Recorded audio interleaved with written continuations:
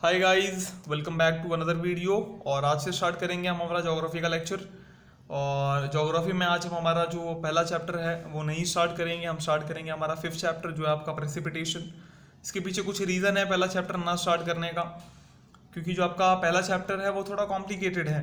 तो थोड़ा हम इजी से स्टार्ट करते हैं। एक बार जब आप गो थ्रू हो जाओगे, जब आपको एक थोड़ा सा ऐसा हो जाएगा, ज्योग्राफी से आपका एक कनेक्ट बन जाएगा, तो हम जो है फर्स्ट चैप्टर पे जाएंगे। ओके, तो फिर सीरीज वाइज देखेंगे, फर्स्ट के बाद सेकंड, क्योंकि सब जो है ना इंटरकनेक्टेड है 1 to 4। ओके, तो आज हम स्टार्ट करने वाले हैं हमारा फिफ्थ चैप्टर। और फिफ्थ चैप्टर में कुछ पार्ट जो है आज हम कवर करेंगे। तो फिफ्थ चैप्टर कौन सा है आपका? प्रेसिपिटेशन। प्रेसिपिटेशन क्या होता है तो पहले वो जानना बहुत ज़रूरी है। तो देखते हैं प्रेसिपिटेशन क्या होता है। तो बेसिकली प्रेसिपिटेशन मतलब जब भी कोई पानी किसी भी फॉर्म में ऊपर से ज़मीन पे गिरता है उसको हम बोलते हैं प्रेसिपिटेशन। एकदम आसान भाषा में, हिंदी भाषा में अगर मैं बताऊँ आपको, तो कोई भी ऐसा वाटर किसी भी फॉर्म में जब वाटर जो है ऊपर से ज़मीन की तरफ गिरता है उसको हम क्या बोलते हैं? प्रेसिपिटेशन। वो सॉलिड फॉर्म में हो सकता है, लिक्विड फॉर्म में हो सकता है। समझ में आ रहा है? क्लाउड से जो है नीचे गिर सकता है। अब जो प्रेसिपिटेशन के 3 मेजर फॉर्म है उसमें आपका पहला आता है स्नो, दूसरा आता है हेलस्टोन, तीसरा आता है रेनफॉल। तो ये जो है हमारे देश में मतलब ये ऐसा बहुत कम देखा जाता है। इन तीनों फॉर्म ऑफ प्रेसिपिटेशन में सबसे ज़्यादा प्रेसिपिटेशन कोई देखा जाता है तो वो है आपका रेनफॉल, उसके बाद स्नो, लेकिन वो कुछ रीजन में। ये जो मेजर फॉर्म्स ऑफ प्रेसिपिटेशन है इनको पहले समझ लेते हैं। तो आप लोग को पता होगा स्नो क्या है आपका, स्नोफॉल आपने देखा होगा, है ना? स्नो गिरते हैं ऊपर से। उसके बाद हेल स्टोन में क्या होता है? हेल स्टोन में ना मतलब पानी के साथ पत्थर भी गिरते हैं, जो कि हमारे भारत में बहुत कम होता है, लेकिन कभी कभी कुछ रीजन में जो हिमालय के आसपास के रीजन है वहाँ पे पत्थर की बरसात होती है ना, पत्थरों की बरसात होती है। तो वो अलग बात है, लेकिन पर्टिकुलरली रेगुलर बेसिस पे ऐसा कुछ नहीं होता है। उसके बाद तीसरा है हमारा रेनफॉल, जो हम सबको पता है। तो रेनफॉल भी एक तरह का प्रेसिपिटेशन है। तो कोई भी चीज़, अगर कोई भी वाटर किसी भी फॉर्म में अगर नीचे गिरेगा तो वो मतलब क्या है? एक तरह का प्रेसिपिटेशन है। तो वैसे ही हमको इस चैप्टर में 3 जो मेजर फॉर्म है प्रेसिपिटेशन के उनके बारे में पढ़ना है। पहला आपका कौन सा है? स्नो। याद रखना है आपको ये। ओके, स्नो, हेल स्टोन्स, और तीसरा कौन सा है आपका? रेनफॉल। तो आज हम बात करेंगे स्नो के बारे में, कि जो स्नो है वो कहाँ कहाँ पे है, कैसे है, क्यों है। ओके, तो आज सिर्फ स्नो वाला जो फॉर्म है वो हम डिस्कस करेंगे। तो स्टार्ट करते हैं स्नो से। अब स्नो जो है आपको क्या लगता है कब जो है स्नो तैयार होता होगा? तो जब टेम्परेचर एटमॉस्फेयर में फ्रीजिंग पॉइंट से भी कम हो जाए। समझ में आ रहा है? फ्रीजिंग पॉइंट से भी कम हो जाए, वाटर वेपर जो है डायरेक्टली अपने आप स्नो में कन्वर्ट हो जाता है। आपने कुछ अगर यूट्यूब पे वीडियोस देखे होंगे तो कुछ लोग जो एक्सपेरिमेंट करते हैं, जो मतलब बहुत कोल्डेस्ट कंट्रीज हैं जहाँ पे स्नोफॉल होता है, वहाँ पे अगर आप गर्म पानी फेंकोगे तो रिटर्न में आपको गर्म पानी नहीं, आपको स्नो मिलेगा। उसका रीज़न क्या है कि वहाँ पे जो है टेम्परेचर फ्रीजिंग पॉइंट से भी कम है, जिस वजह से वहाँ पे वाटर वेपर किस में कन्वर्ट हो जाता है? स्नोफ्लेक्स में, मतलब स्नो में आपके। और फ्रीजिंग पॉइंट क्या होता है आप मेरे को कमेंट बॉक्स में बताओगे। आपने पढ़ा है 8th में कि फ्रीजिंग पॉइंट क्या होता है, बॉइलिंग पॉइंट क्या होता है, तो आपको पता होना चाहिए। इनडायरेक्टली मैं बता दूं तो फ्रीजिंग पॉइंट ऐसा टेम्परेचर जहाँ पे जो वाटर वेपर जो है वो आइस में या स्नो वगैरह में कन्वर्ट हो जाए। ओके, तो आपको फ्रीजिंग पॉइंट का डेफिनेशन कमेंट बॉक्स में लिख के बताना है, ध्यान रखना। तो स्नो कब बनता है वो आपको क्लियर हो गया। जब टेम्परेचर फ्रीजिंग पॉइंट से कम हो जाता है तो वाटर आपका किस में कन्वर्ट हो जाता है? स्नोफ्लेक्स में, स्नो में।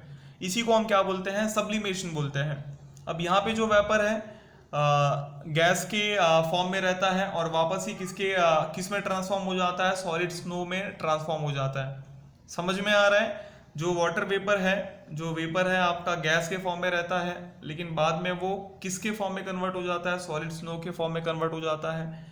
अब यहाँ पे जो प्रेसिपिटेशन होता है वो सॉलिड पार्टिकल्स के फॉर्म में होता है ऑफ स्नो, और जिसको हम क्या बोलते हैं? स्नोफॉल। आप सबने स्नोफॉल देखा होगा, है ना? वाइट वाइट जो है ऊपर से गिरता रहता है नीचे कंटिन्यूसली, और टेम्परेचर बहुत ज़्यादा कम रहता है वहाँ पे। तो उन्हीं रीजन में जो है स्नोफॉल आपको देखने को मिलेगा जहाँ पे टेम्परेचर बहुत कम है। क्या आपने कभी अपने घर के आजू बाजू में रेनफॉल स्नोफॉल देखा? नहीं देखा होगा, मैंने भी नहीं देखा। किसी ने अगर देखा है तो कमेंट बॉक्स में बताओ भाई। घूमने गए रहोगे तो वहाँ की बात अलग है, अगर किसी के घर के आजू बाजू में स्नोफॉल आता है तो बताना, कल मैं भी आता हूँ मिलने, मतलब देखने स्नोफॉल। वैसे मतलब लॉकडाउन के बाद, अभी तो वैसे घर के बाहर निकलना नहीं चाहिए हमको। ओके, आगे बढ़ते हैं। अब जो है आपको स्नोफॉल कहाँ मिलेगा? तो जो हाई लैटिट्यूडनल या फिर टेम्परेट रीजन है वहां पे आपको स्नोफॉल मिलेगा। हाई लैटिट्यूडनल मतलब क्या, जो हाई लैटिट्यूड पे है, मतलब जो इक्वेटर से बहुत दूर है। इक्वेटर आपको पता होगा, आपने 8th का अगर ज्योग्राफी पढ़ा होगा, तो जो एकदम सेंटर का लाइन है अर्थ का, एक लाइन पास होती है सेंटर से अर्थ के, जो हमारी इक्वेटर होती है 0 डिग्री, और वहां पे टेम्परेचर बहुत हाई होता है क्योंकि वहां पे जो सन रेज है वो डायरेक्टली फॉल करते हैं, और सन का जो रे है वो पोल की तरफ बहुत कम होता है। Okay, north polar region, south polar region, वहां पे जो है सन के रेज नहीं पहुंच पाते हैं, और उसी रीजन में आपको स्नोफॉल ज़्यादा मिलेगा क्योंकि वहीं पे जो है टेम्परेचर बहुत कम रहता है, क्योंकि सन की जो सन है, जो सन लाइट्स है वो वहाँ पे पहुँच नहीं पाते हैं, तो वहाँ का टेम्परेचर बहुत कम रहता है। और वहाँ पे जो स्नोफॉल होता है वो मेन सी लेवल से काफ़ी ज़्यादा, मतलब ये ऐसा होता है, और ट्रॉपिकल एरियाज में भी होता है कभी कभी। और स्नोफॉल ज़्यादातर वैसे जगहों पे होता है जहाँ पे जो अल्टीट्यूड है वो बहुत ज़्यादा हो, समझ में आ रहा है, जहाँ पे हाइट बहुत ज़्यादा हो। जैसे अगर हम इंडिया का एग्जांपल लें तो इंडिया के हर स्टेट में नहीं होता है, लेकिन अगर आप हिमालय की तरफ जाओगे, मतलब कश्मीर वगैरह वाले पार्ट में जाओगे, हिमाचल प्रदेश के पार्ट में जाओगे, तो वहाँ पे आपको स्नोफॉल देखने को मिलेगा क्योंकि वहाँ पे जो अल्टीट्यूड है वो काफ़ी ज़्यादा है, मतलब हाइट जो है वो काफ़ी ज़्यादा है। समझ में आ रहा है? तो हिमाचल, जो हमारा हिमाचल प्रदेश है, जो हमारा हिमालय है, वहाँ पे आपको ठंडी में तो मिलेगा ही, साथ में ठंडी के जो कुछ आगे के महीने होते हैं उसमें भी आपको स्नोफॉल देखने को मिलेगा। ओके, तो स्नो जो है वो सॉलिड फॉर्म में रहता है, और वो पानी की तरह बहता नहीं है, it does not flow like water. और जो लेयर्स है स्नो के वो बहुत मतलब डिपॉजिट हो जाते हैं, है ना। अगर आप देखोगे, अगर आपने कुछ रख दिया स्नो में आपका, तो सुबह अगर आप उठ के उसको चेक करने जाओगे तो वो पूरा मतलब होता है ना, जम जाएगा पूरा, मतलब ढक जाएगा स्नो से। स्नो ऐसा होता है, स्नो वाटर की तरह नहीं है कि मतलब एक बार नीचे गिरा और फिर बह गया पानी की तरह। स्नो जहाँ पे गिरेगा वो वहीं पे जमा रह जाएगा। इस वजह से जो कोल्डेस्ट कंट्रीज हैं उनको बहुत सारे ऐसे ऑब्जेक्ट रखने पड़ते हैं साथ में, जिससे वो अपना कार वगैरह मतलब जो है ओपन कर सके या स्नो को क्लीन कर सकें। समझ में आ रहा है? अब जब स्नो बहुत ज़्यादा मात्रा में मतलब इकट्ठा हो जाए, अगर बहुत ज़्यादा इकट्ठा हो गया, बहुत ज़्यादा एक्यूमुलेट हो गया है, तो ट्रांसपोर्ट और जो कम्युनिकेशन सिस्टम है उस एरिया का वो भी बंद हो जाता है, क्योंकि स्नो के थ्रू आप ट्रैवल नहीं कर सकते ना। रोड पे अगर बहुत बड़ा स्नोफॉल हो गया है, मतलब बहुत सारा स्नो जो है एक्यूमुलेट हो गया, तो पूरा रोड ब्लॉक हो गया है आपका, तो आपका ट्रांसपोर्टेशन भी नहीं हो पाएगा। तो बहुत सारे कोल्डेस्ट कंट्रीज में, बहुत सारी ठंडी सर्दियों वाले देशों में यही दिक्कत है कि सर्दी में ऐसी सर्दी होती है कि मतलब दिखता तो कुछ है नहीं, एक तो आपका फॉग हो जाता है, दूसरा ट्रांसपोर्ट जो है, ट्रांसपोर्टेशन भी नहीं हो पाती क्योंकि रोड वगैरह क्या हो जाते हैं, ब्लॉक हो जाते हैं, कम्युनिकेशन सिस्टम जो है वो कोलैप्स हो जाता है। ओके, तो वहाँ पे जो लोग रहते हैं उनको बहुत ज़्यादा अपने आप को बचाना पड़ता है, बहुत ज़्यादा प्रोटेक्ट करना पड़ता है, कहीं उनको मतलब फ्रोस्ट बाइट ना हो जाए। ठंडी मतलब ऐसा एक होता है ना, अगर ठंडी लग गई आपको तो आपकी जान भी ले सकती है वो, और वहाँ पे तो ठंडी मतलब यार 0 डिग्री के नीचे तक की हो रही है, तो वहाँ पे तो और ज़्यादा खतरा है। और जब स्नो जो है मेल्ट हो जाता है, जब वहाँ पे थोड़ी गर्मी पहुँचती है, तो ऑब्वियसली जो स्नो है वो किस में कन्वर्ट हो जाएगा, वाटर में कन्वर्ट हो जाएगा। तो ये पूरा आपका स्नो का है। तो आपको ये याद रखना है कि स्नो कहाँ पे मिलेगा, तो स्नो आपको कोल्डेस्ट कंट्रीज में मिलेगा, मतलब ऐसे देश जो हाई लैटिट्यूडनल कंट्रीज हैं, मतलब इक्वेटर से बहुत दूर है। और स्नो जो है किस फॉर्म में रहता है वो भी आपको मालूम पड़ गया, और कब होता है, कब आपको स्नो जो है, कब आपका वाटर वेपर स्नो में कन्वर्ट हो जाएगा वो भी आपको पता है, जब टेम्परेचर फ्रीजिंग पॉइंट से भी कम हो जाएगा। ओके, आगे बढ़ते हैं गाइस, कुछ फैक्ट्स के बारे में जान लेते हैं। क्या आइस और स्नो एक जैसे हैं? क्या बर्फ और स्नो एक ही है? तो इसका आंसर है नहीं, आइस और स्नो में फर्क है, डिफरेंस है। ओके, तो ऐसे एरियाज जो हायर अल्टीट्यूड पे हो, जिनका हाई लैटिट्यूड हो, वहाँ पे जो है temperature below 0 degree Celsius, degree है, हाँ 0 और सी के बीच में डिग्री है, 0 डिग्री सेल्सियस जो है, तो वहाँ पे प्रेसिपिटेशन होता है स्नो के फॉर्म में। जैसा इसके पहले हमने देखा कि जो हाई अल्टीट्यूड पे देश है, वहाँ का जो ये है टेम्परेचर है, अगर वो 0 डिग्री सेल्सियस से कम होता है तो वहाँ पे प्रेसिपिटेशन होता है, किस फॉर्म में होता है, स्नो के फॉर्म में होता है। तो वहाँ का जो स्नो है वो काफ़ी फ्रेबल और काफ़ी ओपेक होता है, और इससे इस स्नो, ये जो स्नो होता है ना, ये अक्यूमुलेट हो जाता है लेयर के फॉर्म में on top of each other, मतलब हर जगह पे आपको जो है ये स्नो जो है इकट्ठा हुआ मिलेगा, अक्यूमुलेटेड मिलेगा।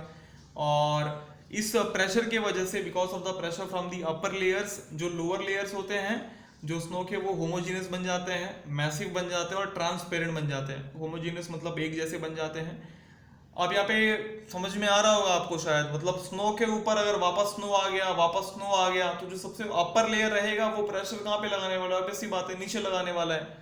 तो सबसे ज्यादा प्रेशर किसको फील करना पड़ेगा? नीचे वाले लेयर को। तो जो नीचे वाला लेयर है मतलब स्नो का, वो क्या हो जाता है? होमोजीनियस बन जाता है, मतलब सब एक जैसे हो जाते हैं, बहुत मैसिव बन जाता है और ट्रांसपेरेंट, मतलब you can see from that layer of that snow. Okay, transparent हो जाता है। और जो मैसिव ट्रांसपेरेंट स्नो है वो इस तरीके से बनता है कि उसको वो मतलब एकदम आइस बन जाता है, उसी को हम बोल देते हैं आइस। समझ में आ रहा है? जो मैसिव ट्रांसपेरेंट स्नो है वही कन्वर्ट हो जाता है आपका आइस में। तो स्नो और आइस में डिफरेंस है। स्नो अलग चीज है, आइस अलग चीज है। वो अलग चीज है, ये अलग बात है कि मतलब जो है स्नो अगर अलग तरीके से स्नो पे कोई प्रेशर आता है तो बाद में वो आइस में कन्वर्ट हो जाएगा, लेकिन दोनों सेम नहीं है। समझ में आ रहा है? और जब टेम्परेचर फ्रीजिंग पॉइंट से नीचे आता है, कम हो जाता है, तो एक लेयर फॉर्म होता है आइस का लेक्स के सरफेस पे, और ये लेयर जो है फ्लोट भी होता है रिजर्वोयर के सरफेस पे। आपने देखा होगा कि बहुत सारे लेक्स जो है जहाँ पे बहुत ठंडी होती है वहाँ पे अगर मतलब जैसे बहुत जो सर्दी वाले देश हैं वहाँ पे लेक्स के ऊपर ना बर्फ बन जाता है। आपने कुछ अगर मूवीज वगैरह देखी होगी, है ना, तो वो बर्फ मतलब टूटता भी है, और बर्फ अगर टूट गया तो आप उसके अंदर भी जा सकते हो, अगर अंदर गए तो बाहर आना बहुत मुश्किल है। तो इसके लिए वैसे जगह पे जाना नहीं, और कहाँ जाओगे यार, लॉकडाउन है, घर में बैठे हो, और इंडिया में ऐसा कहीं पे है भी नहीं कि मतलब जहाँ पे लेक के ऊपर बर्फ जम जाए। ओके, तो ये जो है आइस जो है वो डायरेक्टली स्नोफॉल से रिलेटेड नहीं है। वो अलग बात है कि स्नोफॉल बाद में जाके कन्वर्ट हो जाता है आपका आइस में, जब उस पर बहुत ज़्यादा प्रेशर आए तो। ओके, तो आई होप कि आपको पूरा समझ में आया होगा। कुछ डाउट होगा तो कमेंट बॉक्स में कमेंट करो। तब तक के लिए घर पे रहो, सेफ रहो, मिलते हैं नेक्स्ट वीडियो में। Thank you.